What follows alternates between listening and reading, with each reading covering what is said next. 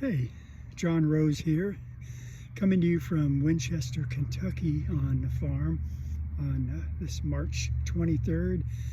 It's a crisp but sunny and beautiful day here on the farm, and I just wanted to touch on some really nice edibles that are starting to spring up. What we have here, and everything's really sweet today. So you can take a look down here. There's dandelion, there's purple dead nettle, there's some chickweed, there's all kinds of stuff. Looks like possibly some early mustard greens coming up. There are violets out here. There's all kinds of really great stuff.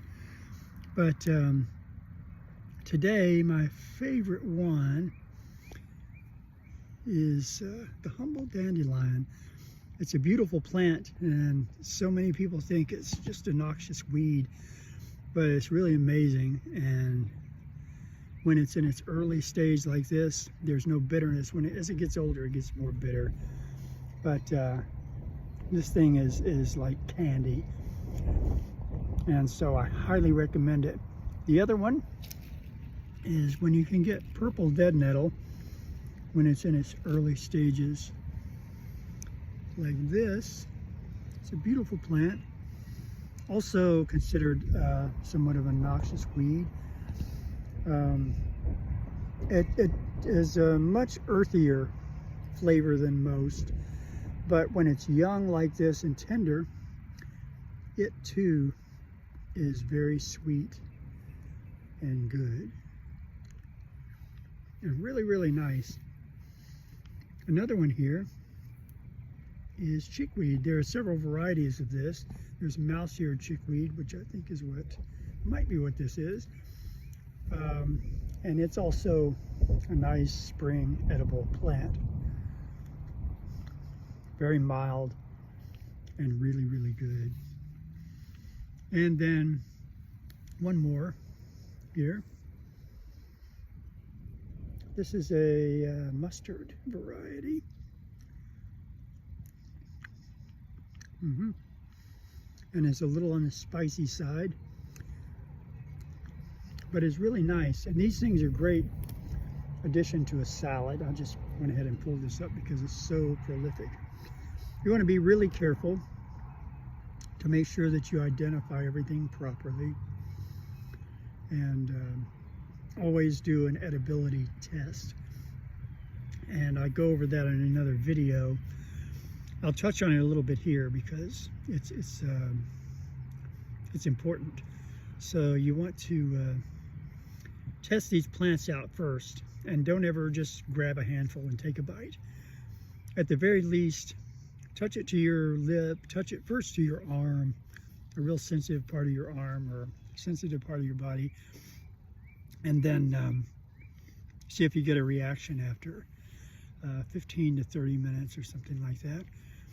And then next you want to just touch a little bit to your lip, see if you get a reaction. Same thing, same time frame. And then you want to take a tiny piece, very tiny piece. I mean, smaller than this probably.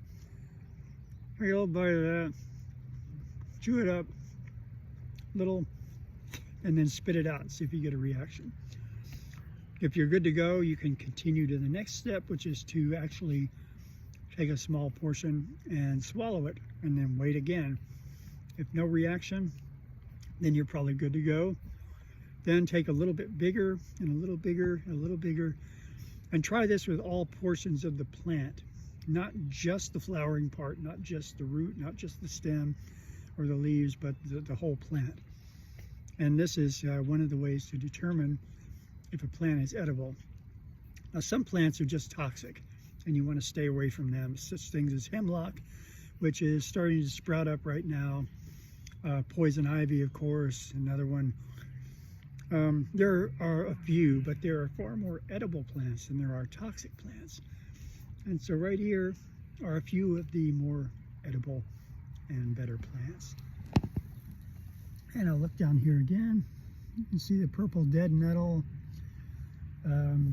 I ate the dandelion that was out of here. This is our mustard, which is, or black, it might be black medic, but it is mustard. And then there's a dandelion down in there, if you can see that. I don't know if you can see that or not, because the sun's blocking my camera angle. I'm going to go ahead and pick it because there's no shortage of dandelions. And there it is. And these flowers, it's in the aster family. These flowers are really good this time of year. And like I say, it's like nature's candy. So enjoy it, but make sure, even though it's considered edible, make sure that it's edible for you and go through the wild edibility test. I mean, there are certain things that I can't eat that are, you know, just common everyday foods. So make sure it works for you. This one does. Another one that's right here in front of me, you have some wild garlic, wild onion. It looks like grass, but it's a little thicker. You can always tell what it is by pulling off a leaf, crush it and smell it, and it has a very strong onion and garlic scent. Also, when you dig this up, or like chives, when you dig this up, there'll be bulbs in the bottom. A little of this goes a long way, but it's a great plant. Great addition to stews, and I like to cook it. I don't like this one raw particularly because it doesn't set real well with me.